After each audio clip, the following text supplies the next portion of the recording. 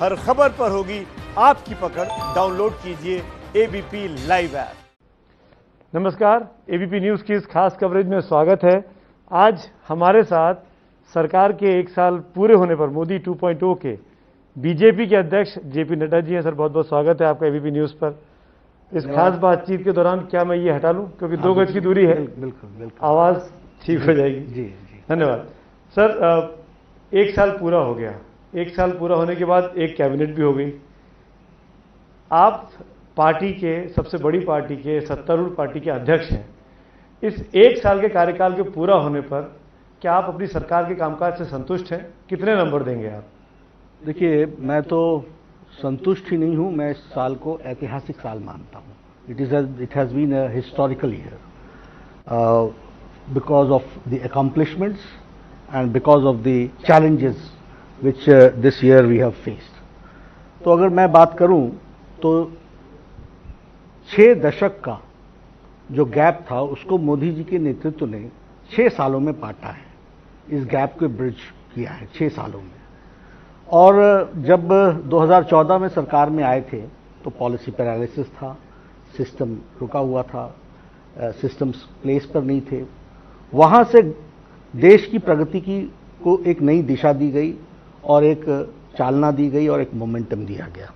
इसीलिए लोगों ने 2019 में 2074 एमपी से बढ़ा करके 303 तक पहुंचाया। मोदी जी को उन्होंने सफलता दी और उसके कारण जब हम दूसरी बार आए मोदी जी के नेतृत्व में, तो मोमेंटम के साथ जो हमारे बहुत से आइडियोलॉजिकल इश्यूज थे, लॉन्ग पेंडिंग इश्यूज, जिन बातों के लिए भारतीय जनता पार्टी जानी जाती थी और जो देश की आवाज थी, उन सबको पूरा किया। लेकिन उन सबको पूरा करने के साथ साथ ये शताब्दियों में कभी ऐसी समस्या आती है जो कोरोना समस्या आई, उसको भी डील करने में प्रधानमंत्री मोदी जी ने फ्रंट से लीड किया। और शक्तिशाली देश अपने आप को असहाय मान रहे हैं, लेकिन भारत 137 करोड़ का देश पूरी ताकत के साथ मोदी जी के साथ खड़ा रहा। जन भागीदारी हुई और जन भागीदारी के साथ बहुत बोल्ड डिसीजंस मोदी जी ने लिए, प्रधानमंत्री जी ने लिए, जिस कारण आज भारत की स्थिति कोरोना में भी बहुत अच्छी देखी जा रही है। बोल्ड डिसीजन में टाइमली लॉकडाउन, व्यवस्थाओं को बनाना, पीपीई किट्स नहीं थे, आज 4.5 लाख किट्स बन रहे हैं। उस समय पर हमारी व्यवस्था इस तरीके से थी कि बेड्स नहीं थे, आज 2 लाख बेड्स हैं कोविड के। 1000 हॉस्पिटल्स हैं जो कोविड को डेडिकेटेड है। उसी के तरीके से वेंटिलेटर्स के लिए 60,000 वेंटिलेटर्स ऑर्डर पर हैं। जून के फर्स्ट वीक तक हम 60,000 पर पहुंच जाएंगे। और उसी तरीके से हमारी टेस्टिंग फैसिलिटीज 1500 थी, आज 1.5 लाख है। आज 1.5 lakh testing per day capacity हो गई है। तो इसके दौरान देश को तैयार भी किया और देश की उस समय डबलिंग रेट 3 दिन में थी, आज 14 दिन में डबलिंग रेट है और देश को आगे बढ़ाने का काम किया। कोरोना में निश्चित रूप से अनइमेजिनेबल था, जिसे सोचा नहीं जा सकता है, अकल्पनीय था। लेकिन और अब कोई ऐसा अभ्यास भी नहीं था, कोई ऐसा कोई प्रोटोकॉल नहीं था जिसको फॉलो किया जा सके। लेकिन मोदी जी ने समय पर निर्णय लेकर के देश को एक दृष्टि से, और देश भी खड़ा रहा मोदी जी के साथ, प्रधानमंत्री जी के साथ, जन भागीदारी हुई और इसको बहुत अच्छे तरीके से टैकल किया गया। रही बात हमारे विषय, जो हमारे लंबे विषय थे, main streaming of Jammu Kashmir, article 370-35A का एब्रोगेट करना, वहां के ट्राइबल्स को रिजर्वेशन नहीं थी, वहां की महिलाओं को पूर्ण अधिकार नहीं थे, वहां के लगभग 100 कानून भारत के नहीं लागू होते थे और वहां पर दलितों के और सफाई कर्मचारियों को नौकरी सिर्फ सफाई कर्मचारी की मिलती थी। लद्दाख इग्नोर्ड था, आज मेन स्ट्रीमिंग हुई और मुख्य धारा में शामिल हुआ। सारे कानून भारत के वहां लागू हो रहे हैं। पंचायतों को अब पैसा जो प्रधानमंत्री भेजते हैं वो सीधे पंचायत में जाता है। पहले वो स्टेट ट्रेजरी में जाता था और स्टेट ट्रेजरी की मर्जी होती थी कि वो पंचायत को दे कि ना दे। तो आज जम्मू कश्मीर के विकास के पथ पर वो चल पड़ा। उसी तरीके से हमारा ट्रिपल तलाक, सुप्रीम कोर्ट का डायरेक्शन, उसके बावजूद भी इस पर लटक रहे थे। लटकाना, भटकाना, अटकाना ये आदत थी कांग्रेस की, लेकिन इसको ट्रिपल तलाक को, इस कुरीति से भी हम लोगों ने देश को निजात दिलाया। उसी तरीके से हमारा CAA, सिटीजन्स अमेंडमेंट एक्ट, इसको भी धरती पर लागू किया गया। राम मंदिर सुप्रीम कोर्ट ने बहुत जो फैसला दिया, उसके बाद का वातावरण सौहार्दपूर्ण वातावरण बने, इसकी चिंता भारत सरकार ने की। सौहार्दपूर्ण वातावरण बना, ट्रस्ट बनाया गया, ट्रस्ट बना करके वो हैंडओवर कर दिया गया, भूमि भी हैंडओवर कर दी गई ट्रस्ट को। तो बहुत से ऐसे काम थे। बाकी भी अगर देखें, आरसेप की बात करें कॉमर्स में, तो एमएसएमई के लिए और एग्रीकल्चर्स के लिए जो तकलीफ थी, उस पर भारत खड़ा रहा, उनके साथ खड़ा रहा। आरसेप में हम लोग नहीं झुके। देखिए, अगर सब इतना अच्छा चल रहा था तो आप राज्यों में क्यों चुनाव हारे? महाराष्ट्र में हारे, मध्य प्रदेश में हारे, हर चुनाव का अलग अलग कॉम्बिनेशन, झारखंड में हारे। हर एक चुनाव का अलग अलग कॉम्बिनेशन होता है। हर चुनाव की अपनी अपनी प्रॉब्लम्स होती है और अपने अपने तरीके से। मैं इसीलिए बार बार बोलता हूँ, तो किस लिए जब आप लोग कहते हैं ना ये सेमीफाइनल है, तो मैं बोलता हूँ no, every match is a final match and it is a different match. तो इसलिए तो मैं क्यों हारे? आपने सोचा होगा बहुत से महाराष्ट्र क्यों हार गए? बहुत से कारण थे। महाराष्ट्र में हम हारे नहीं है, महाराष्ट्र में तो हमारे साथ धोखा हुआ है। महाराष्ट्र में कहाँ हारे? आप देख लीजिए, जिनके साथ हमने चुनाव लड़ा, अब वही छोड़ के वो कहते हैं कि उनके साथ धोखा हुआ, उनसे कुछ और वादा किया गया था। आप बताइए, प्रधानमंत्री जी ने, गृह मंत्री जी ने, हमने सबने उद्धव ठाकरे के सामने उनके मंच पर कहा देवेंद्र फडणवीस चीफ मिनिस्टर होंगे। कहां है धोखा? हमने साफ कहा। वो तो सर बाला साहब ठाकरे जी का कमरा दिखाते हैं, उस कमरे में बात करते हैं।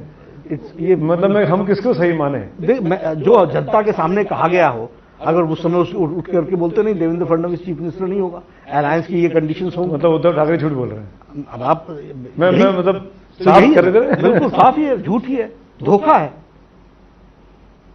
और कुर्सी के लिए धोखा है, सत्ता पाने के लिए धोखा है। तो हम वहां हारे नहीं हैं। मध्य प्रदेश में क्या हुआ? मध्य प्रदेश में कुछ इश्यूज थे जिनके कारण से बहुत कम मार्जिन से, बहुत कम सीटों से हम वहां पर गए थे। लेकिन आपने देखा होगा, आपको हार बर्दाश्त नहीं हुई, आपने तोड़ दी पार्टी। नहीं, ऐसा नहीं, आप गलत तरीके से सत्ता में आ गए। वो नहीं, बिल्कुल नहीं। वो डिजर्ट करके गए, उन्होंने डिजर्ट किया है। अब ये तो अच्छा ना कि आप अपना घर न संभालो और हमारे को दोषी ठहराओ, ये कैसे होगा? पर एक ऐसा व्यक्ति जो बीजेपी का विरोधी रहा, ज्योतिरादित्य सिंधिया, जिसने सारे चुनाव बीजेपी को हराकर जीते या उसके खिलाफ प्रचार किया, आज वो आपके सबसे करीबी हो गए। क्योंकि आपको सत्ता में आना था। नहीं, उन्होंने जिस तरीके का समर्थन दिया तो हम सत्ता में आते तो आना ही था सत्ता में। तो लेकिन पार्टी का रोल नहीं था तोड़फोड़ में? बिल्कुल नहीं। कहा गया बीजेपी ने खूब ये संभव ही नहीं था। इतनी बड़ी संख्या तोड़फोड़ से नहीं आती। पार्टी नहीं संभली। तो अगर बीजेपी के नारे की बात की जाए, सबका साथ, सबका विकास, सबका विश्वास भी जुड़ गया। आप कोरोना के बारे में बातें कर रहे थे, आपको लगा कि इस कोरोना से निपटने में साथ, विकास और विश्वास हुआ? क्योंकि जो तस्वीरें दिखी देश को, तमाम मजदूरों की निकलते हुए, जाते हुए, पैर में छाले, फटी चप्पलें, बच्चा सूटकेस पे जा रहा है, सड़क पे सो रहे हैं, इसमें ना साथ था, ना विकास था, ना विश्वास था। आप मानते हैं कहीं चूक हुई प्लानिंग में? नहीं, देखिए, ये मैं कोरोना की लड़ाई में शुरू से शामिल हूं। जब डिसीजंस हो रहे हैं, सारी चीजों को मैं अच्छी तरीके से जानता हूं। ये अनइमेजिनेबल क्राइसिस रहा है, किसी ने इमेजिन नहीं किया था, ये अकल्पनीय था। मजदूर बेचारे, हमारी कोशिश थी कि मजदूर वहीं उसी स्थान पर रहें, उसी जगह पर रहें, लेकिन वो उनकी भी विवशता हुई। वो जाना चाहते थे घर, हम लोगों ने व्यवस्था करने का प्रारंभ किया। यही तो प्लानिंग की कमी है कि आपने सोचा नहीं कि वो बेरोजगार रहेंगे तो रोजी रोटी कहां से मिलेगी। राज्य सरकारों को भरोसे में नहीं लिया। हाँ, नहीं लिया, सबको भरोसे में लिया, और सबने भरोसा भी दिया। बातचीत। लेकिन मेरा ये कहना है कि ये एक बहुत ही संवेदनशील मामला रहा, और हमने पूरी संवेदनशीलता के साथ, आज भी हम खड़े हैं, हमने जो हम कर सकते थे उनकी दुख तकलीफ में, उसको हम जो साथ दे सकते थे वो देने का हमने प्रयास किया। 90 लाख लोगों को गाड़ियों से और बसों से पहुंचाने का प्रयास हुआ। वहां पर उनका क्वारंटाइन की व्यवस्था हो, कहीं इंस्टीट्यूशनल हुआ, कहीं होम क्वारंटाइन हुआ। आज भी उनकी चिंता की जा रही है। सभी प्रदेशों को उसके लिए आर्थिक सहायता की आवश्यकता थी, वो भी दी गई। जो भी हम उसमें कर सकते थे वो करने का प्रयास किया। मानवीय पक्ष है। हाँ, इतनी बड़ी संख्या में निकल जाएंगे, और मैं इसमें किसी को दोष नहीं देना चाहता हूं, ये समय नहीं है दोष देने का, मैं हमेशा इस बात को ध्यान में रखता हूं। लेकिन हाँ, भारतीय जनता पार्टी तो करती ही रही थी। भारत सरकार ने प्रोएक्टिव होकर के सभी सरकारों के साथ मिलकर के जितना कर सकते थे वो करने का प्रयास किया। लेकिन आप तो खुद स्वास्थ्य मंत्री रह चुके हैं, आपने कभी कल्पना की थी कि ऐसा कोई वायरस होगा दुनिया में जो पूरी दुनिया को इतना हिला के रख देगा। मैं इसलिए पूछ रहा हूं कि जब सार्स आया था तो जो चीन के पड़ोसी मुल्क हैं, वियतनाम जैसे, ताइवान जैसे, उन्होंने तैयारी कर ली थी, वो पीपीई किट बनाने में कहीं आगे निकल गए थे, पर भारत ने कुछ प्लानिंग नहीं की, सोचा नहीं। ऐसी कहाँ हमारे इमेजिनेशन में, हमारी विजन में दिक्कत आई कि हमने कभी सोचा ही नहीं कि हम पर भी अटैक आ सकता है? देखिए, पहली बात तो मैं बताऊं, स्वास्थ्य मंत्री की दृष्टि से अगर आप पूछ रहे हैं तो मैंने प्लेग भी देखा है और कंट्रोल किया है। वर्ल्ड का लोएस्ट मॉर्टेलिटी हिमाचल प्रदेश में सिर्फ 8 पर रोक दिया था। हमने जीका भी देखा, इबोला भी देखा, नीपा भी देखा, सारे वायरसेस देखे हैं। ये अकल्पनीय था और ये हमारे लिए नहीं कल्पनीय था, दुनिया के लिए भी अकल्पनीय था। आपको मालूम है चीन और WHO के बीच में और चाइना के बीच में कई विषयों के बारे में चर्चा चल रही है, तो ये अकल्पनीय ही था, इसकी कल्पना नहीं थी। रही बात हमारे सिस्टम की, भारत ने बहुत कम समय में अपने आप को उसके लिए तैयार कर लिया और ये प्लानिंग का हिस्सा कहिए, मोदी जी की सूझबूझ कहिए, दूरदृष्टि कहिए, लोगों की जन भागीदारी बोलिए, सबका मिला करके लोगों ने साथ दिया और इस कारण से देश आज अनलॉक 1 पर आकर के खड़ा है।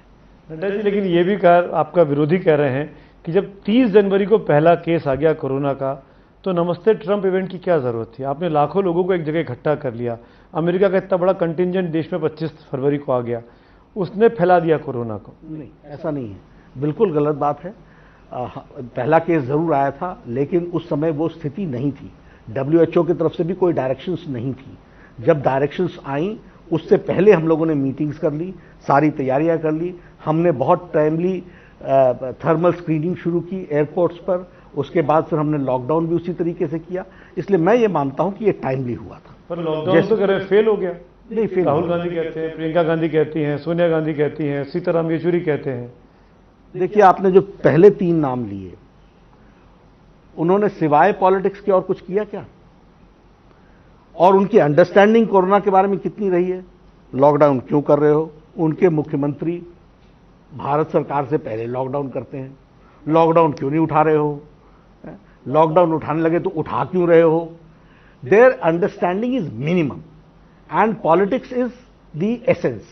उनके जिसमें कहूंगा जहन में सिर्फ राजनीति है और राजनीतिक दृष्टि से लोगों को गुमराह करने की कोशिश करते हैं, और वो उन्होंने किया है। आप उनके सारे वीडियो कॉन्फ्रेंसेस को आप देख लीजिए, जो भी उन्होंने स्टैंड लिया, किसी स्टैंड पर भी आप देखिए वो टिके हैं क्या? और उनके चीफ मिनिस्टर ने उसको फॉलो किया क्या? एक भी चीफ मिनिस्टर ने उसको फॉलो किया क्या? तो they are living in a different world, वो दूसरी दुनिया में रह रहे हैं और वहां से वो उसको देखने का प्रयास करते हैं। तकलीफ तो होगी। लेकिन वो ये कहते हैं कि MSME को बूस्ट देने के लिए हमने पैकेज की बात पहले की, सोनिया गांधी ने चिट्ठी लिखी, फिर प्रधानमंत्री ने पैकेज अनाउंस करवाया, वित्त मंत्री कह सकते हैं। लेकिन हमारे यहाँ भारत सरकार ने जो ये टास्क फोर्स बनाए थे, ये क्या कर रहे थे? सारी चीजों की तैयारियां ही कर रहे थे। कोई बिट्स एंड पीसेस में तो किया नहीं जा सकता है। सारी चीजों का सिंक्रोनाइजेशन होना चाहिए, एक दूसरे से मेल खाना चाहिए। There should not be any bottlenecks. तो वो सारे बॉटलनेक्स को हटाते हुए, पैकेज की डिजाइन करते हुए, वो सारे का सारा किया गया। आपका एक सुझाव उसमें आया था और ये तो आपने हमेशा ही पकड़ा हुआ है कि आप कुछ बोल करके चल दो, आपने ये ध्यान नहीं देना है कि करना कैसे है, किस तरीके से किया गया है, आगे इसका क्या रिपरकशन होगा। आत्मनिर्भर भारत की ओर हम चल रहे हैं मोदी जी की। अब ये आत्मनिर्भर भारत का कॉन्सेप्ट जिसको कहते हैं कि ऊपर से लेकर के नीचे तक, आज भी प्रधानमंत्री जी ने CII के भाषण में अपने इंडस्ट्रियलिस्ट CII के सभी सदस्यों से ये कहा है कि एक से दूसरा जुड़ा हुआ विषय है और हमने सारी चीजों की चिंता की है और सारी चिंताओं के साथ साथ फिर भी आपका इनपुट कुछ आएगा तो उसको भी हम ध्यान में रख करके काम करेंगे। नड्डा साहब, आत्मनिर्भर भारत का क्या ये मतलब है कि चीन की चीजों का इस्तेमाल नहीं करना है? देखिए, मैं कहूंगा भारत को आत्मनिर्भर होना है।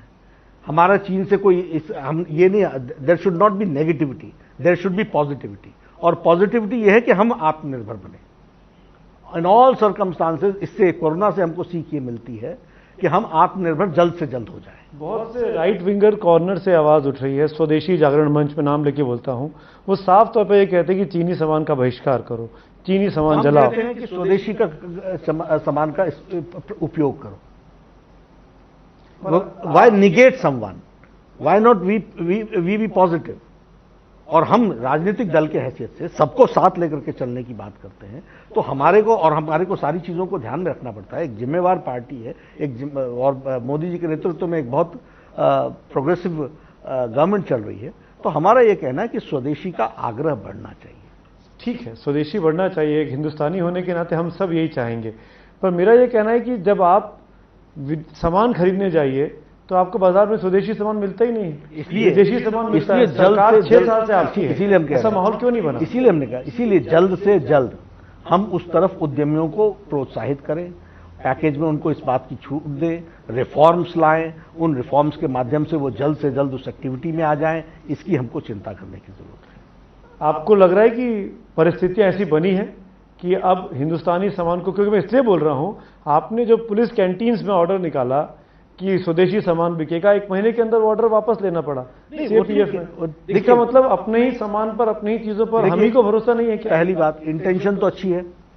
दूसरी बात, इंटेंशन जब भी कोई नई चीज आती है तो नए रूप में आती है, उसके नए समस्याएं होती है, नित नए प्रॉब्लम होते हैं। हम डेली सुबह सुनते हैं, और डेली सुबह हम सुनते हैं और दोपहर तक हम निराकरण करते हैं।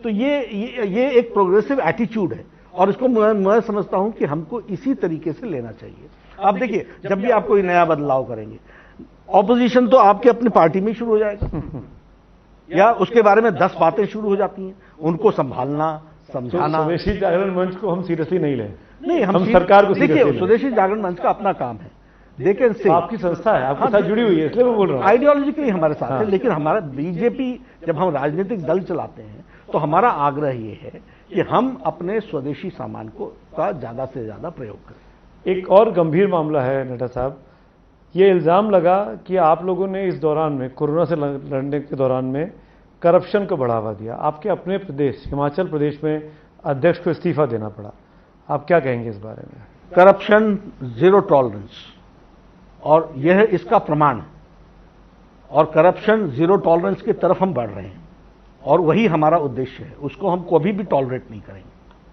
तो क्या करप्शन हुआ है? नहीं, अभी तो वो जांच का विषय है, वो जांच चल रही है, लेकिन जो पार्टी की तरफ से मुझे करना था उसमें हमने देरी नहीं लगाई। एक और अहम मुद्दा बिहार से जुड़ा हुआ, आप बिहार से आते हैं, आपके 2 राज्य ना, बिहार और हिमाचल। तो बिहार में जिस तरीके से नीतीश कुमार ने पहले कोशिश की कि मजदूरों को नहीं आना चाहिए, फिर आप ही के मुख्यमंत्री योगी जी ने बुलाना शुरू कर दिया, नीतीश कुमार जी दबाव में आ गए, तो नीतीश कुमार ठीक कर रहे थे कि योगी आदित्यनाथ ठीक कर रहे थे? सबको अपने अपने एक्सपेरिमेंट्स कर रहे थे, सबके अपने अपने सामर्थ्य हैं, सबके अपने अपने इंफ्रास्ट्रक्चर्स हैं, उनकी कैपेसिटीज हैं, उस कैपेसिटी को लेकर के, लेकिन दोनों का इंटेंशन अच्छा था। नीतीश कुमार जी चाहते थे कि बिहार बचे, दूसरी बात चाहते थे कि जो आए वो क्वारंटाइन हो, उसको हम अच्छी फैसिलिटी दें, उसको हम सुविधा दें, उसको भोजन दें, तो इंटेंशन अच्छा था। मैंने पहले कहा, ये देखिए, बिकॉज इट इज अनइमेजिनेबल, हर एक ने अपने अपने तरीके से उसको निवारण कर दिया। बिहार का चुनाव जीतेंगे इन परिस्थिति में, जब मजदूर नाराज है, सरकार के खिलाफ बोल रहा है, चलता हुआ पैदल आदमी। मैं कोरोना को राजनीति से नहीं जोड़ता। चुनाव आ गया है, ठीक, कैसे आप नहीं जोड़े, लेकिन परिस्थितियां तो जुड़ी हुई हैं। हम जीतने के लिए लड़ेंगे, लेकिन अभी जो हम काम कर रहे हैं वो मानवता के लिए काम कर रहे हैं, वो हमारा धर्म है, वो हमारी जिम्मेवारी है, उसको हमको बखूबी निभाना है, उसको हमको पूरा करना है। मजदूरों को मलहम लगाना है, उनकी तकलीफों में अपने आप को आत्मसात करना है। हमने